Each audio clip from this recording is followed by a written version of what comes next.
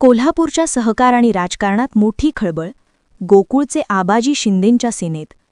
गोकुळ दूध संघाचे माजी अध्यक्ष आणि ज्येष्ठ सहकार नेते विश्वास पाटील उर्फ आबाजी यांनी ठाण्यात थेट शिंदे सेनेत प्रवेश केला आहे. या प्रवेशामुळे जिल्ह्याच्या राजकीय वर्तुळात नव्या समीकरणांची जोरदार चर्चा सुरू झाली आहे. ठाणे येथे उपमुख्यमंत्री एकनाथ शिंदे यांच्या उपस्थितीत विश्वास पाटील यांनी शिंदे सेनेत प्रवेश केला. सहकार क्षेत्रातील वजनदार नाव पक्षात दाखल झाल्याने शिंदे सेनेची ताकद वाढल्याचे मानले जात आहे. विश्वास पाटील हे सहकार क्षेत्रातील अनुभवी नेते आहेत. त्यांनी कामातून आपली ओळख निर्माण केली आहे. त्यांचा अनुभव पक्षाच्या वाढीसाठी नक्कीच उपयोगी ठरेल. या प्रवेशावेळी आमदार चंद्रदीप नरके, गोकुळचे संचालक अजित नरके, एस.आर. पाटील, करवीर पंचायत समितीचे माजी सदस्य सुनील पाटील यांच्यासह अनेक मान्यवर उपस्थित होते. कोल्हापूरच्या सहकारातील आबाजी शिंदे सेनेत दाखल झाल्याने जिल्ह्यातील राजकीय हालचालींना वेग आला आहे.